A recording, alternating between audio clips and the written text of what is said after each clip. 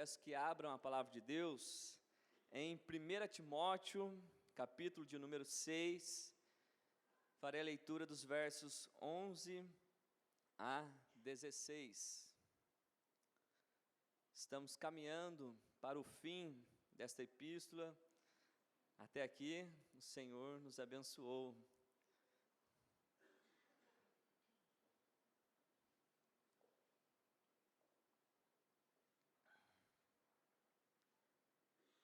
Todos acharam? 1 Timóteo, capítulo 6, verso 11 a 16, diz assim o verso 11: Tu, porém, ó homem de Deus, foge destas coisas, antes segue a justiça, a piedade, a fé, o amor, a constância, a mansidão. Combate o bom combate da fé. Toma posse da vida eterna, para a qual também foste chamado, e de que fizeste a boa confissão perante muitas testemunhas. Exorto-te perante Deus, que preserva a vida de todas as coisas, e perante Cristo Jesus, que diante de Pôncio Pilatos fez a boa confissão, que guardes o mandamento imaculado, irrepreensível, até a manifestação de nosso Senhor Jesus Cristo. Verso 15, a qual, em suas épocas determinadas, há de ser revelada pelo bendito e único soberano, o Rei dos reis e Senhor dos senhores, o único que possui imortalidade, que habita em luz inacessível, a quem homem algum jamais viu, nem é capaz de ver. A Ele honra e poder eterno. Amém. Glória sejam dadas ao nosso Deus. Fechem os olhos e oremos. Deus bendito, santo, rendemos graças a Ti, por tudo, ó Pai amado, que recebemos do Senhor. Obrigado, ó Deus, por nos conduzir até este local, para que possamos ouvir a Tua voz através da palavra, das Escrituras, que é a voz do Espírito. Ó Deus, rendemos graças a Ti, porque Jesus Cristo, Teu Filho bendito, veio ao mundo para salvar os pecadores, dos quais eu sou o pior. Rendo graças ao Senhor, porque também o Senhor nos deu o Teu Santo Espírito, o Espírito da verdade, que nos conduz em todo o caminho reto, em toda bondade e verdade. Obrigado também, Senhor Deus, por esta igreja. Rendo graças a Ti, por cada um dos meus irmãos, que a palavra desta noite venha nos edificar, nos confrontar e render frutos a Ti também, em nome de Jesus, amém. Os irmãos podem se assentar.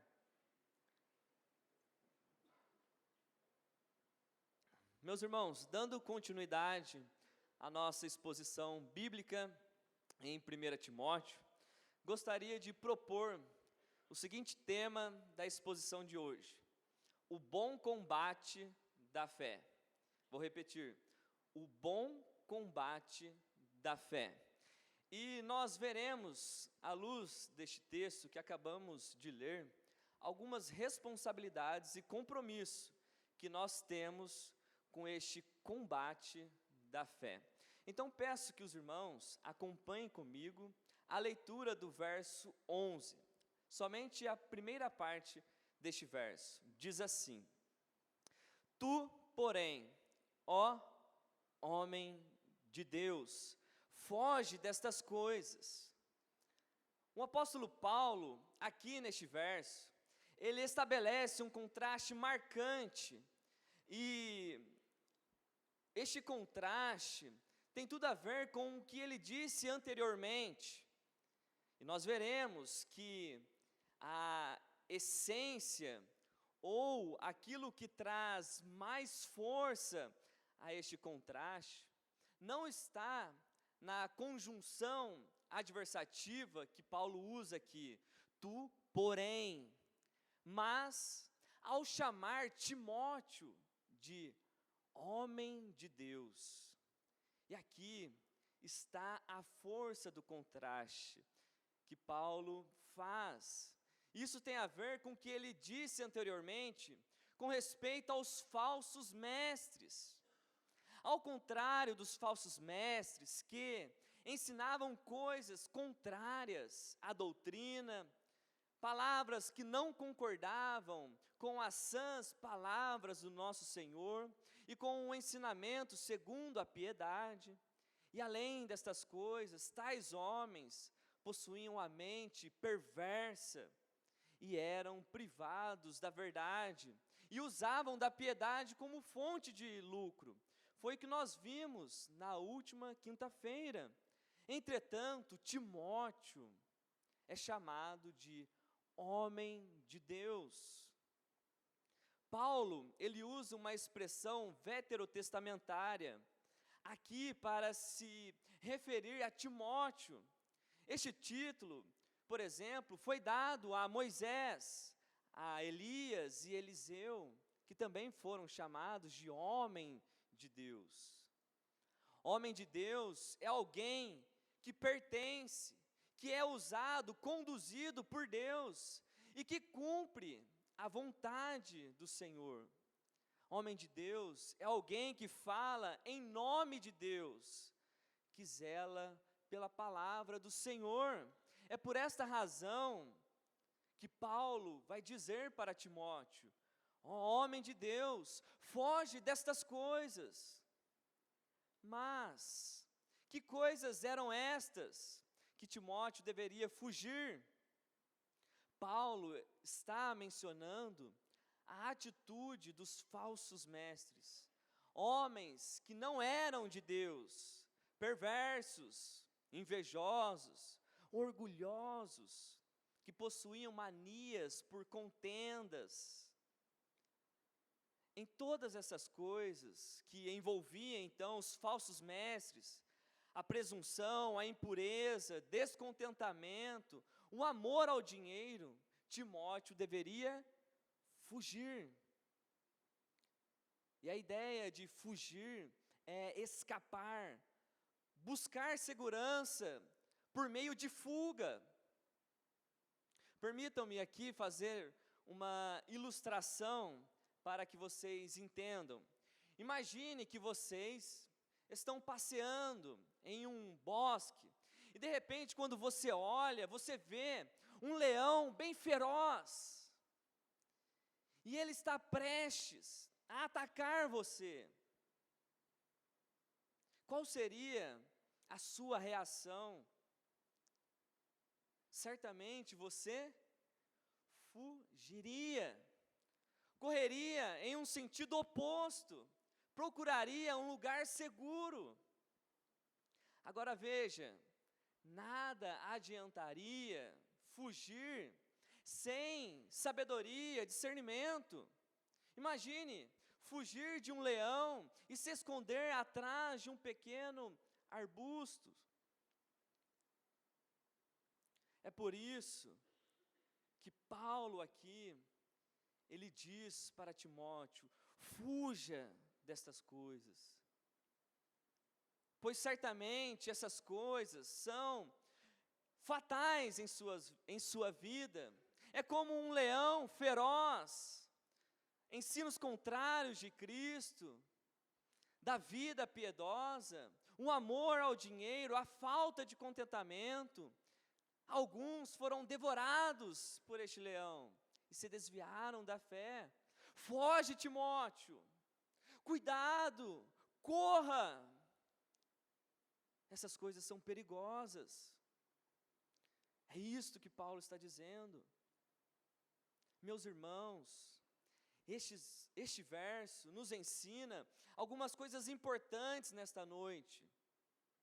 Todo aquele que crê em Jesus Cristo como seu único e suficiente Salvador, pertence a Deus. Somos chamados de homens e mulheres de Deus. E este título traz responsabilidades e compromisso. Como homens e mulheres de Deus, precisamos viver de forma digna do Evangelho de Jesus Cristo. Esta verdade também se aplica primeiramente ao nosso ministério que recebemos de Deus. Existem muitas coisas que podem manchar, corromper, nos afastar do propósito de Deus, aquilo que o Senhor tem para cada um de nós. Os falsos mestres, por exemplo, usavam da piedade, da religiosidade para ganhar dinheiro. Talvez a nossa motivação não seja o lucro, mas qual a nossa motivação? Qual a nossa motivação ao pregar, ao cantar, ao ensinar, ao limpar a igreja, ao servir os irmãos? Fazemos todas essas coisas como resultado de um coração piedoso, que ama a Deus e deseja agradá-lo. Quando servimos a igreja, fazemos isto com grande fervor, em gratidão, sem esperar nada em troca, porque reconhecemos a graça de Deus sobre as nossas vidas. Qual é a nossa motivação? Ah, meu irmão e minha irmã, de nada vale todo o esforço e dedicação se as nossas motivações forem erradas. Não estude teologia para debater, não sirva para se aparecer, não ensine para se orgulhar. Fuja destas coisas. Corra destas coisas. Homens e mulheres de Deus, fuja de toda aparência do mal. Esta é a exortação que Paulo está fazendo para Timóteo. Mas lembram, a ideia de fugir é buscar segurança por meio de fuga.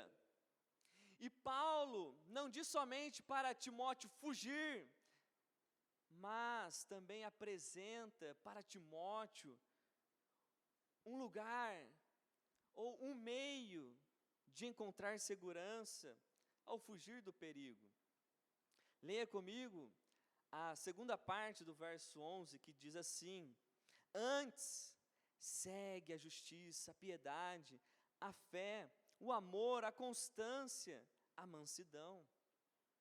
Todas essas coisas propõem uma proteção, uma defesa contra os perigos que tendem a afastar o cristão da fé. E não é diferente com Timóteo. É por este motivo, Paulo orienta Timóteo a seguir a justiça, a piedade, a fé, o amor, a constância, a mansidão. E não podemos pensar que estas coisas são diferentes, que eu posso alcançar uma delas, mas outra não. Mas cada uma dessas virtudes ou conduta cristã estão entrelaçadas umas nas outras.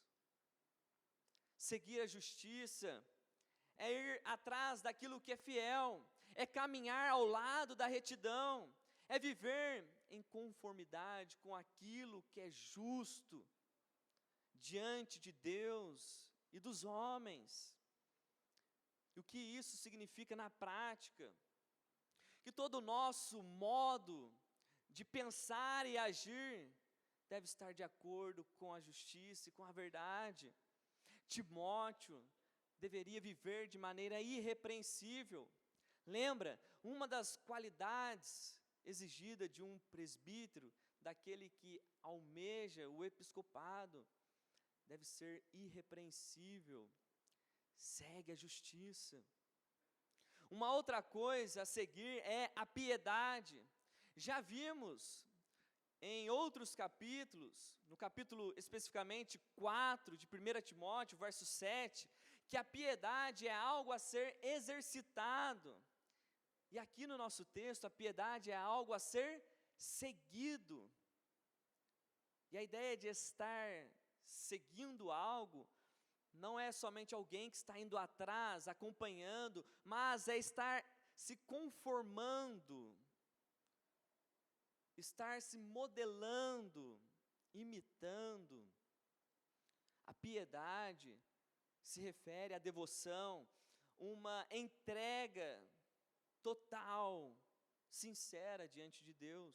Não é como os falsos mestres estavam fazendo, usando da piedade como fonte de lucro, mas é reconhecer na piedade, na vida dedicada a Deus, a verdadeira riqueza do cristão, que mesmo não tendo nada, ele é contente, ele é satisfeito em Deus. É por isso que Paulo diz a piedade com contentamento. O cristão pode não ter nada, mas ele tem a Deus, e isto é tudo. É esta piedade que Paulo aqui está dizendo para Timóteo seguir. E depois da piedade, Paulo acrescenta a fé, que é um complemento da piedade, pois no centro da piedade está a fé.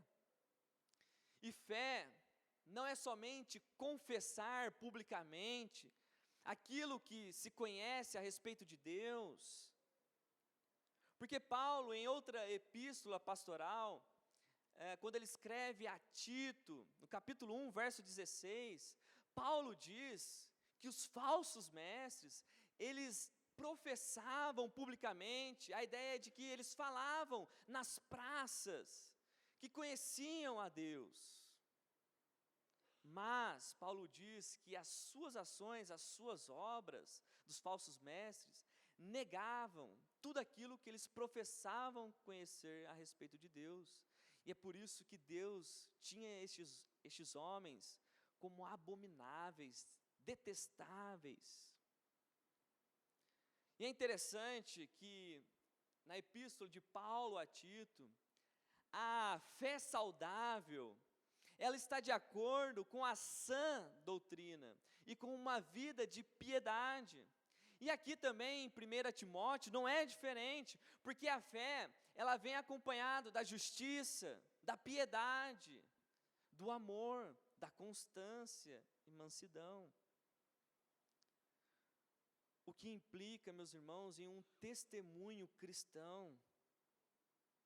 E esta fé diz respeito à verdade a respeito de Cristo Jesus e o teu santo evangelho. E ainda no verso 11, vemos que seguido da fé está o amor por Deus e ao próximo. É isso que Timóteo deveria seguir. E é o amor, meus irmãos, que nutre todas estas qualidades aqui, todas essas virtudes cristãs. Porque veja, uma fé em Cristo sem amor não é uma fé genuína. Uma vida piedosa sem amor não é piedade verdadeira. Uma justiça que, em nome do amor, não corrige, não condena, não disciplina, não é justiça e muito menos amor. Como o apóstolo Paulo bem disse em Romanos, capítulo 12, verso 9, o amor seja sem hipocrisia. O amor é a grande marca da autenticidade, da justiça, da piedade, da fé. Quem ama, zela pela justiça. Quem ama, se dedica intensamente em devoção a Deus. Quem ama, possui uma fé viva, inabalável. E quem ama, possui constância.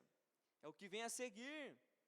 A constância é o verdadeiro combustível, é um verdadeiro ânimo para Timóteo prosseguir firme, fugindo daquilo que o afasta de Deus e da vida de piedade, que o faz, ou melhor, que fez muitos naufragar na fé. É a constância que fará com que Timóteo persevere na justiça, na piedade, na fé, no amor e na mansidão. Basta pensarmos no contrário. Quando não se tem constância, certamente há instabilidade, falta de contentamento, impaciência. Isto, meus irmãos, é questão de tempo. E por fim, Paulo, ele diz mais uma coisa a ser seguida, é a mansidão. Veja, muitos confundem a mansidão com brandura, passividade, mas o fato de alguém ser brando não significa que deve tolerar a injustiça, que não deve repreender ou disciplinar. Isso não é mansidão. Pelo contrário, com mansidão, o apóstolo Paulo, ele está pensando no fruto do Espírito, uma qualidade que não faz, melhor dizendo, alguém ser dominado, ser impulsionado pela ira, raiva, pelo senso de justiça próprio, mas é alguém sábio que busca o bem com humildade, com sabedoria. Isto sim é mansidão. Resolver o conflito com sabedoria, humildade. Mansidão é a expressão da gentileza e da bondade. Então, como eu disse, todas essas coisas são um amparo que o cristão encontra ao fugir daquilo que pode afastar o cristão da fé. São condutas a serem seguidas por cada um de nós. E reparem, meus irmãos, que não há um meio termo. Se estamos fugindo, correndo em oposição àquilo que nos afasta de Deus e da fé, certamente estamos caminhando em direção a Deus. Mas, se ao invés de fugir, estamos fazendo o contrário que o Salmo 1, verso 1 diz, estamos andando, nos detendo e assentando em conformidade com tudo aquilo que é contrário ao Evangelho, contrária à fé cristã, certamente estamos nos distanciando de Deus e da fé. Cuidado, precisamos estar atento. E a pergunta que eu faço para todos nós é: aonde estamos neste percurso? Fugindo do mal e seguindo a Cristo? Ou compactuando com o mal e se distanciando da fé? Onde nós estamos? Em qual direção estamos caminhando? Nestes versos, Paulo exorta Timóteo a tomar cuidado. E nós também precisamos tomar cuidado, meus irmãos. Então pense nisso. Dando continuidade à nossa exposição, Paulo vai dizer para Timóteo outras responsabilidades que ele tem neste combate da fé. Depois de falar para Timóteo fugir e seguir, Paulo agora diz para Timóteo combater, batalhar. É o que está escrito no verso 12, somente a primeira parte. Diz assim: combate o bom combate da fé. Combate o bom combate da fé. A ideia de combater aqui é disputar um prêmio. É uma palavra usada em um contexto de Jogos Olímpicos, que era comum naquela sociedade grega. Ou também pode se referir a uma linguagem militar. É como se Timóteo estivesse uma competição esportiva. Paulo escreve, por exemplo, em 2 Timóteo, no capítulo 2, verso 5, o seguinte: igualmente o atleta não é coroado se não lutar segundo as normas. Então a ideia de combater aqui, essa ideia de lutar, disputar, buscar a vitória, o prêmio. Timóteo deveria se esforçar, lutar, portanto, para alcançar a coroa. É assim como um atleta que precisa ser disciplinado, ser dedicado para vencer uma competição. Paulo diz para Timóteo ter o mesmo comportamento, se dedicar inteiramente, ser diligente, comprometido com a fé. E novamente eu gostaria de usar aqui de uma ilustração para que os irmãos compreendam este verso. Imagine uma corrida com obstáculos, onde o atleta deve percorrer o trajeto e pular as barreiras que estão à sua frente. Assim é na caminhada cristã. Existem muitos desafios que vêm para provar a nossa fé, ou desviar o nosso foco. Mas, como um bom cristão, devemos estar preparados para passar pelas dificuldades, pelos desafios, por essas barreiras. Devemos continuar avançando em direção a Jesus Cristo, o autor e consumador da nossa fé.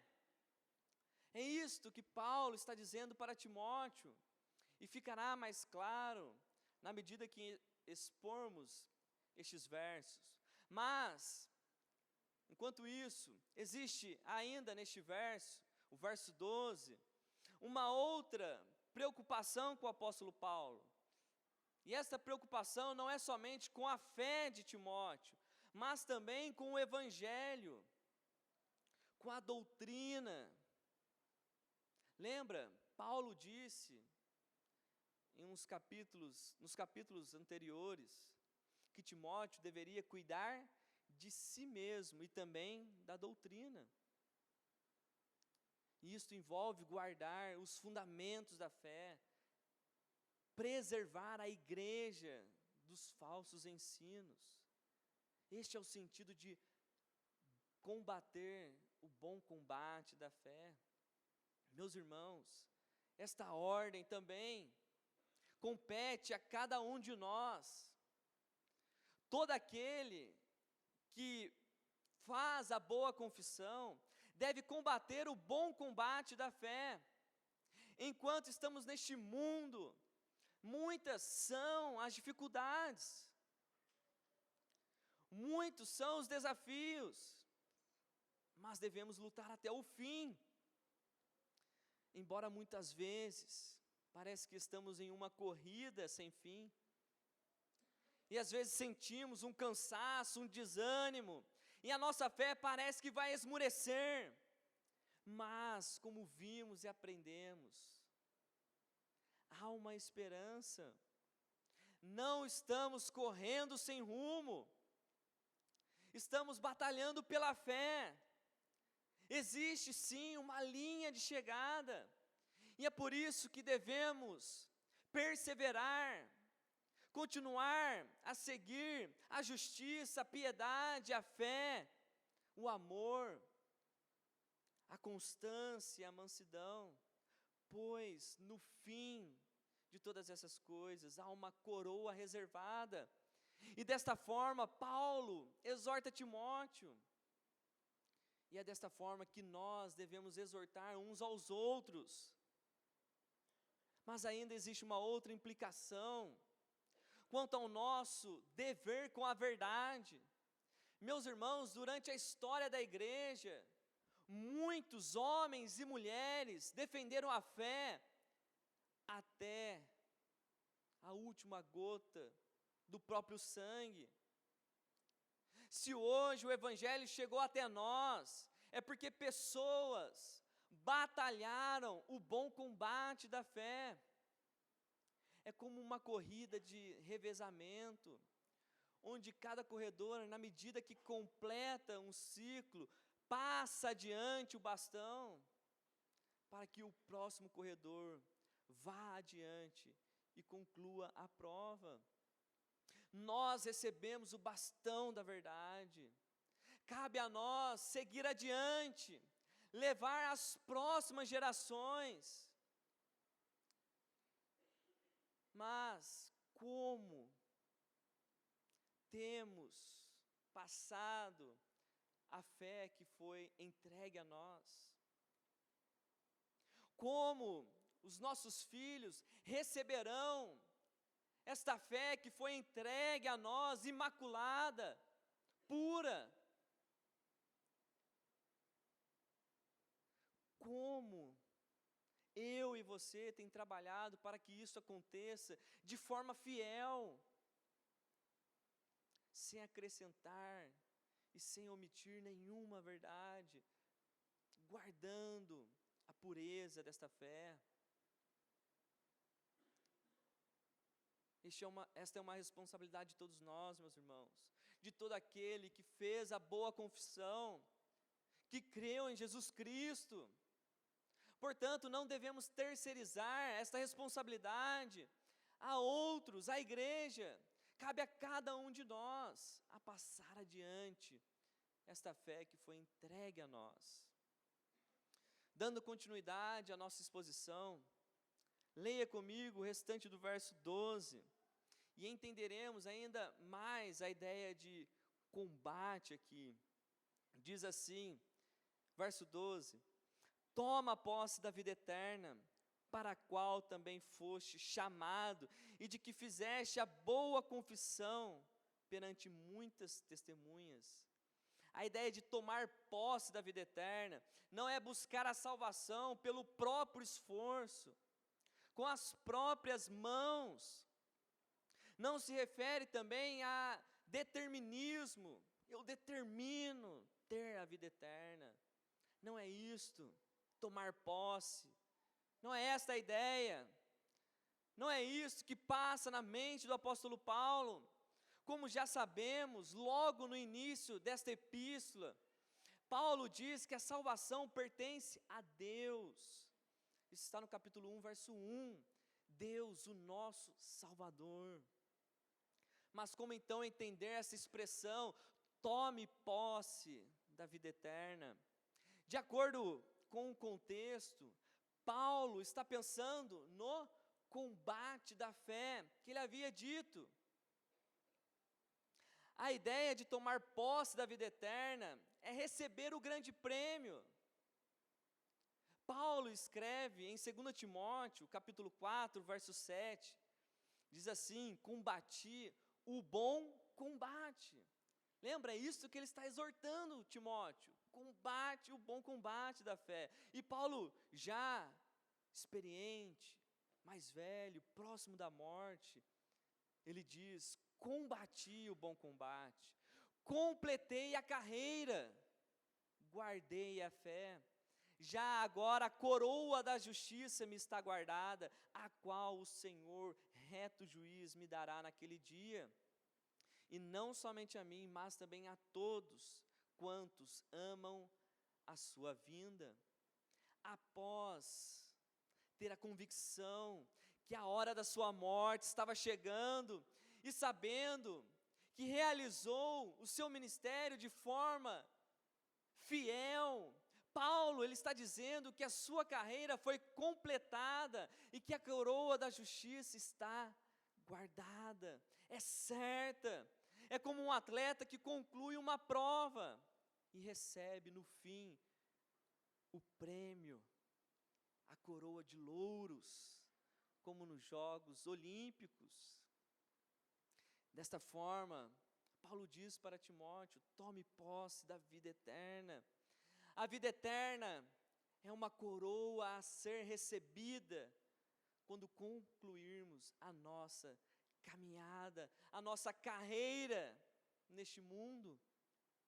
Não se trata de uma coroa corruptível, mas de uma coroa eterna. E veja, meus irmãos, uma observação: isso não quer dizer que Timóteo não tinha a vida eterna. Pelo contrário, a vida eterna, Paulo diz que é propriedade dele. Timóteo a possuía. Paulo diz neste verso: para a qual foste chamado. Quando? Ao crer em Jesus Cristo, ao fazer a boa confissão, diante de muitas testemunhas. Provavelmente Paulo esteja recordando, esteja lembrando, melhor dizendo, a Timóteo o dia do seu batismo, o dia em que professou a fé publicamente diante da igreja. E este é o sentido então do texto. A vida eterna é uma realidade para o cristão, é sua propriedade, embora nesta vida ainda estejamos sujeitos à morte. Mas a vida eterna será uma realidade quando Cristo Jesus voltar, onde desfrutaremos com o nosso Senhor uma vida abundante. Então devemos ver este apelo de Paulo, a nossa fidelidade com relação à fé, com relação ao Evangelho. Meus irmãos, este verso nos ensina que, embora a vida eterna, de fato, seja uma verdade concreta para cada um de nós, somos chamados a viver de modo digno da nossa fé, até o cumprimento desta realidade em nós. Sim, aquele que creu em Jesus Cristo, o nosso Senhor Jesus diz, tem a vida eterna. A vida eterna já é propriedade nossa. Eu e você já recebemos este dom de Deus, mas isso não quer dizer que não precisamos fazer mais nada. Já que a vida eterna está garantida, então não preciso fazer mais nada. Pelo contrário, Paulo nos encoraja a viver com grande empenho e dedicação a Deus. Enquanto tivermos vida, e enquanto aguardamos a volta de Cristo, precisamos viver em prol do Evangelho. Precisamos viver para Deus. E isso inclui combater o bom combate da fé. Perceba, de forma agora mais clara, que a preocupação de Paulo está com o compromisso de Timóteo com a fé. Olha o que diz o verso 13 e 14.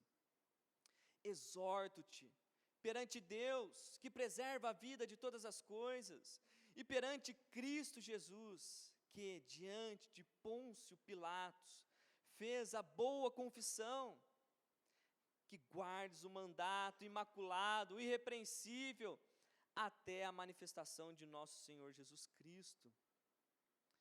Veja, Paulo chama Deus e Cristo como testemunha daquilo que ele vai exortar Timóteo. E além disto, Paulo ampara ainda mais a sua exortação, testificando a respeito de Deus e de Cristo.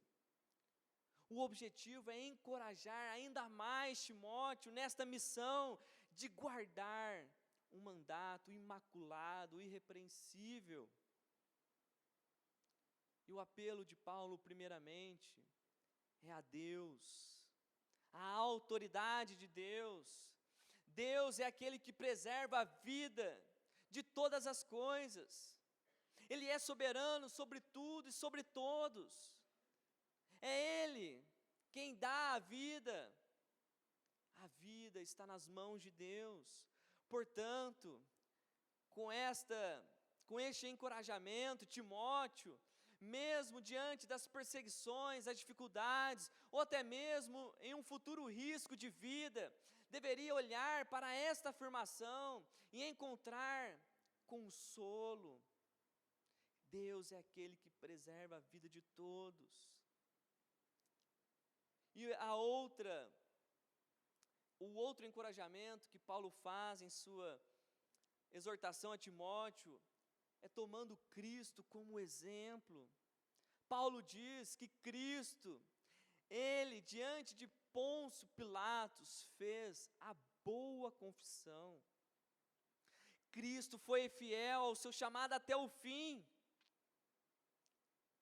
Cristo foi fiel ao seu chamado até o fim, sendo obediente até a morte de cruz.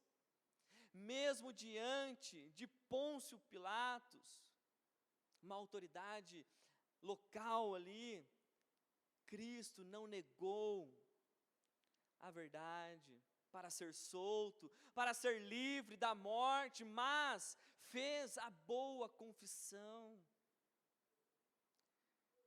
Cristo é o Rei dos judeus, aquele que disse para Pilatos que nenhuma autoridade ele teria, Pilatos, sobre ele, sobre Cristo, se do céu não fosse dada.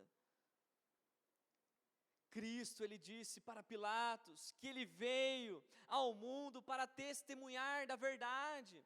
E que verdade era esta? Que ele é o Filho de Deus, o Salvador do mundo. Cristo fez a boa confissão. E posto essas coisas, Paulo então exorta Timóteo a guardar o mandato imaculado, irrepreensível, até a vinda do nosso Senhor Jesus. E com o mandato aqui, Paulo está mencionando, se referindo ao combate da fé.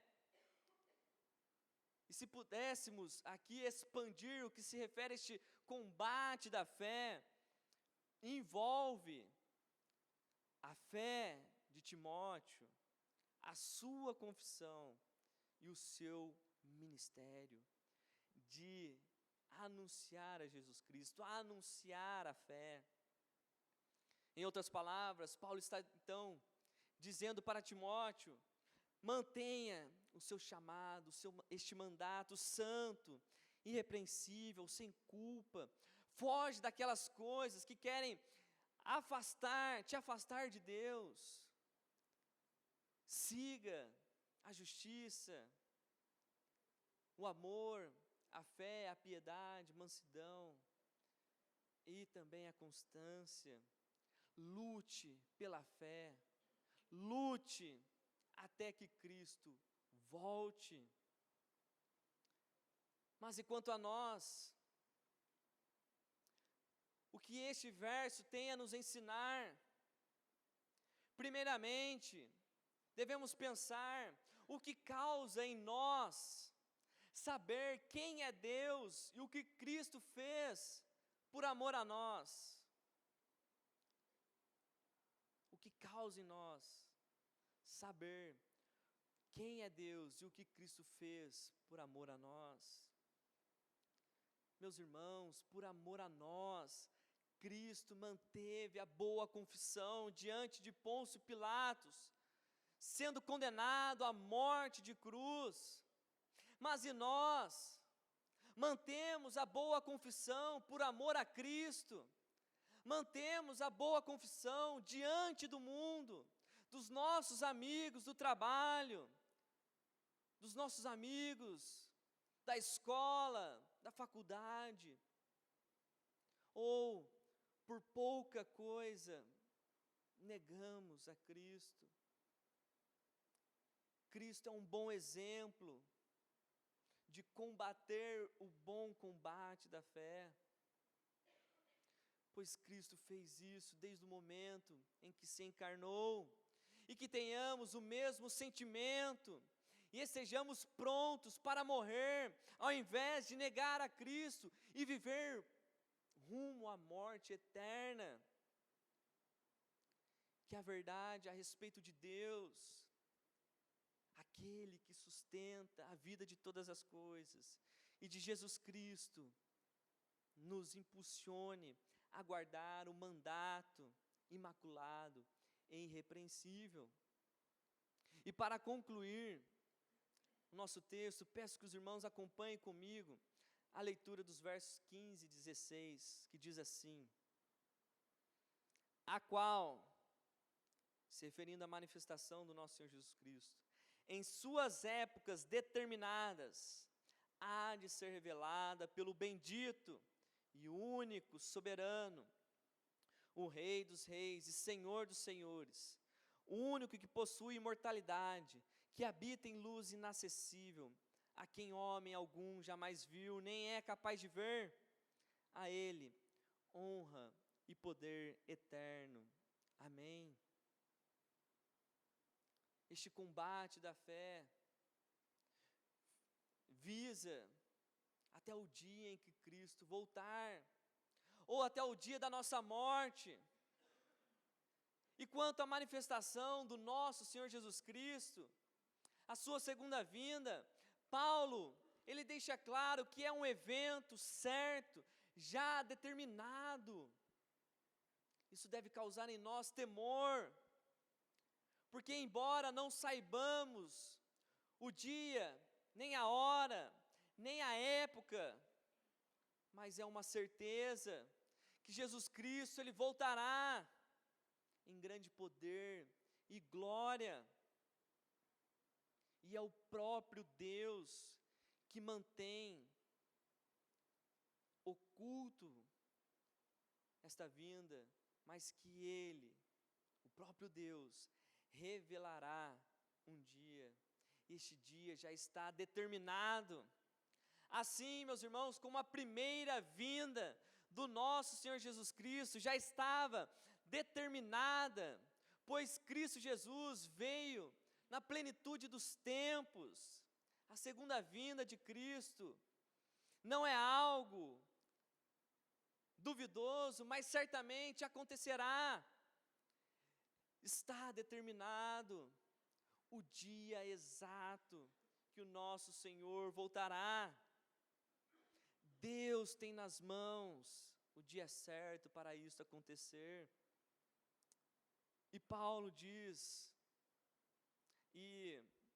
assim como no capítulo 1, verso 17, Paulo, ele rende louvor a Deus por causa da primeira vinda de Cristo Jesus, que veio ao mundo para salvar os pecadores. Aqui, Paulo exalta aquele que manifestará Jesus Cristo, se referindo à sua segunda vinda.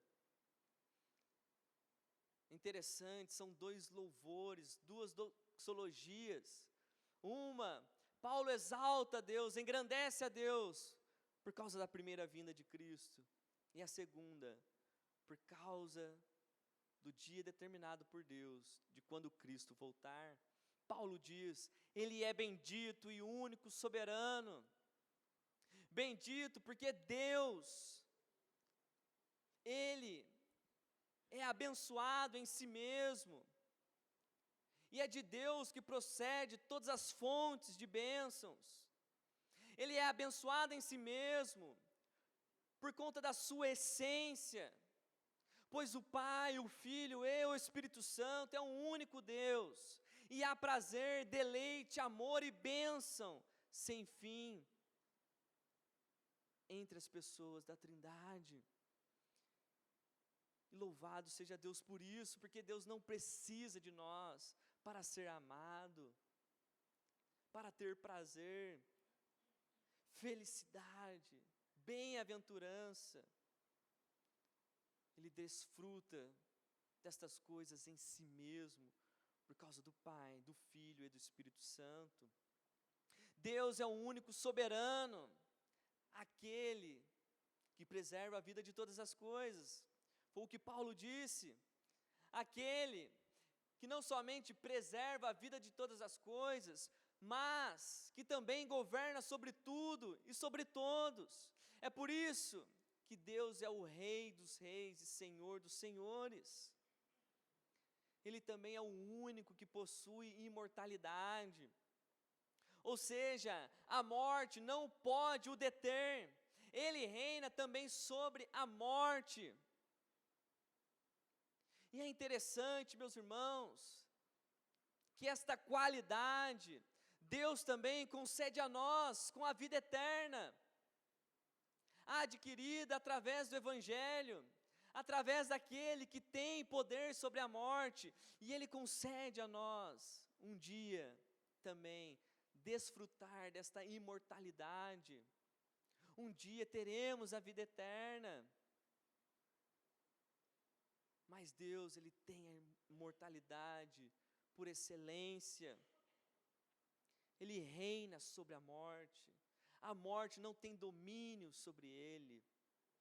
E Paulo prossegue dizendo a respeito de Deus, que Ele habita em luz inacessível, se referindo à sua glória.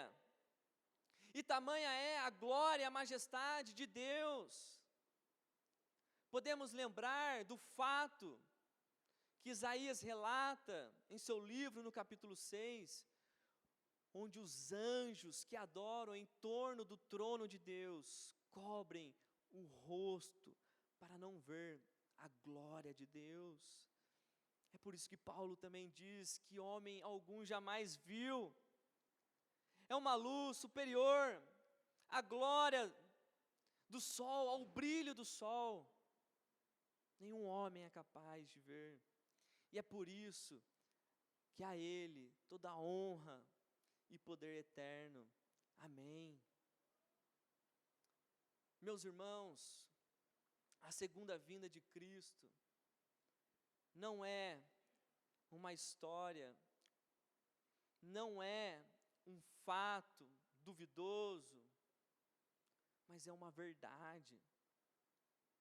É uma verdade inquestionável, pois a primeira vinda já se cumpriu.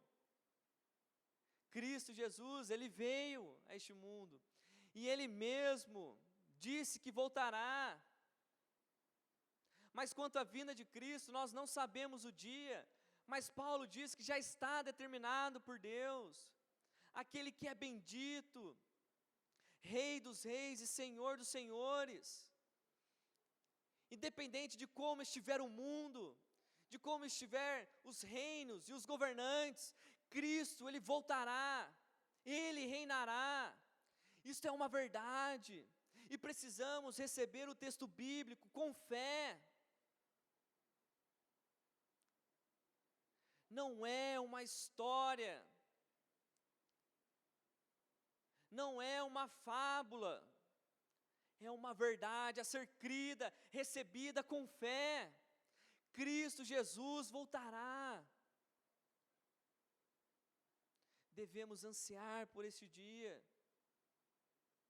devemos desejar por este dia, mas enquanto Cristo não volta, devemos aguardar, combatendo o bom combate da fé. Meus irmãos, encontramos aqui nestes versos que expomos grandes responsabilidades e compromissos que nós temos com a fé. Mas também encontramos nestes versos um grande amparo para a nossa luta, para essa nossa missão de combater o bom combate da fé. O nosso Deus é aquele que sustenta a vida de todas as coisas. Portanto, não há o que temer, não há por que temer a homens, governos, doutrinas que vão se espalhando como câncer. Cabe a nós manter o chamado, o mandato imaculado, santo até o fim. Persevere, lute até o fim. Lembre-se, estamos em uma corrida. Se olharmos para trás, veremos que vários ciclos se completaram. Mas a igreja nunca deixou de lutar, de batalhar pela fé. Os nossos irmãos do passado morreram por causa da fé. Estejamos prontos a morrer também por esta mesma fé. E um outro grande amparo que encontramos nessa nossa missão de combater o bom combate da fé é olhar para Cristo como um bom exemplo daquele que fez a boa confissão até a morte. Meus irmãos, que venhamos ter o mesmo sentimento. Estamos em um combate. Lute até o fim. Não desanime. Há uma linha de chegada. Não estamos em uma corrida sem rumo. Uma coroa está guardada para nós. Um dia desfrutaremos com o nosso Deus da vida abundante, da vida eterna. Em nome de Jesus, amém. Convido toda a igreja a se colocar de pé.